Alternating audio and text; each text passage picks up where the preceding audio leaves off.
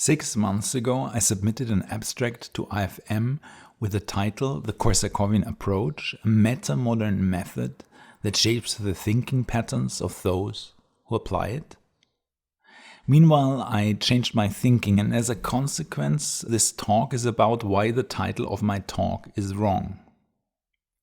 To keep this brief, I will not talk about metamodernism, a concept Judith Aston linked to iDocs.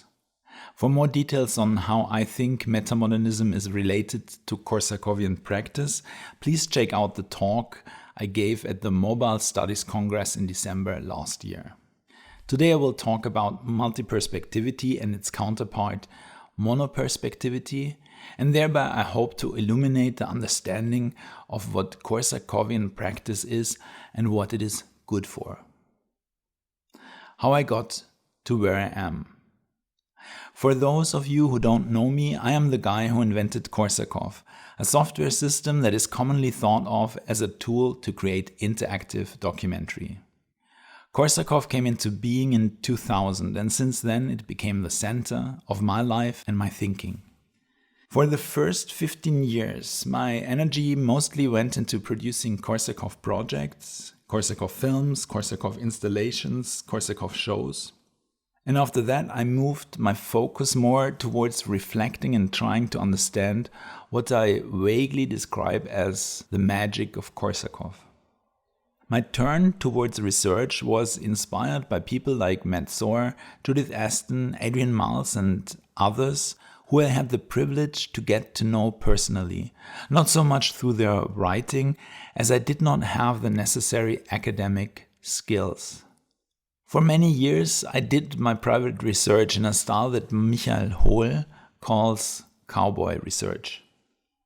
2.5 years ago, I was granted the opportunity to quit my day job and fully focus on my research.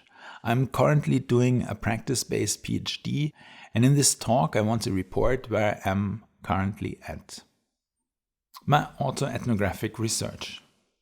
After spending quite a bit of time wrestling with the system and trying to learn academic languaging, I turned towards autoethnography with a focus on my first works, which includes the reconstruction of my very first computer-based narrative work called Small World, which I made in 1997, the piece with which the whole story started, and that later led to Korsakow.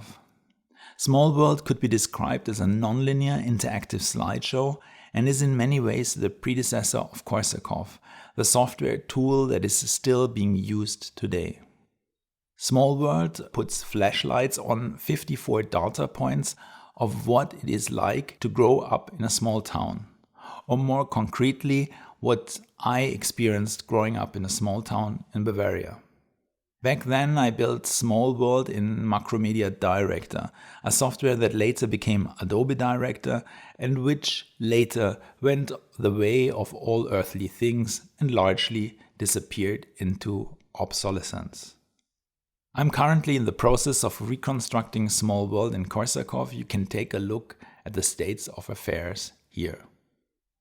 The thesis with which I started my PhD, and which is also reflected in the title of this talk, is that my particular way of working with Korsakow, which I call Korsakowian, has shaped my thinking in a way for which I have been using the term multiperspectival. What do I mean by multiperspectival?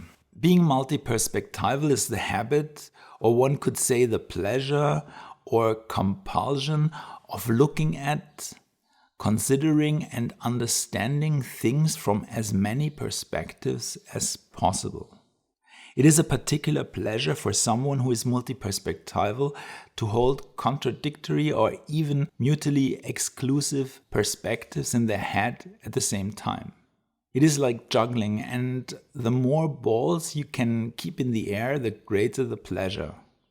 On the other hand, there is the monoperspective, which assumes that there is one best perspective from which to understand the world and strives to find this perspective.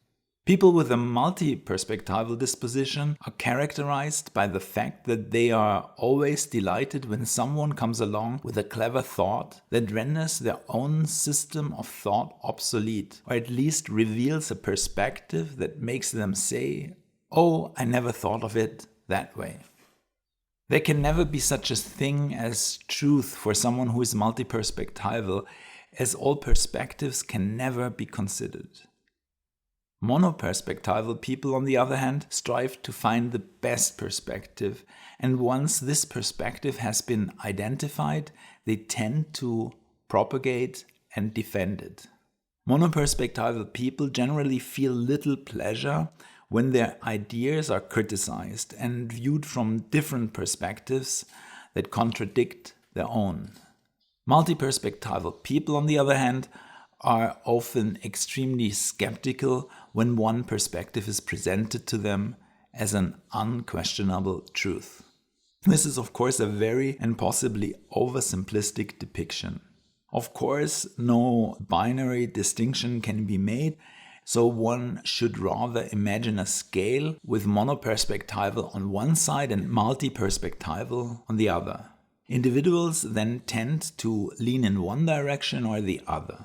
People are often topic-dependent, mono or multi-perspectival. Experts tend to develop a more multi-perspectival view in the field of their expertise.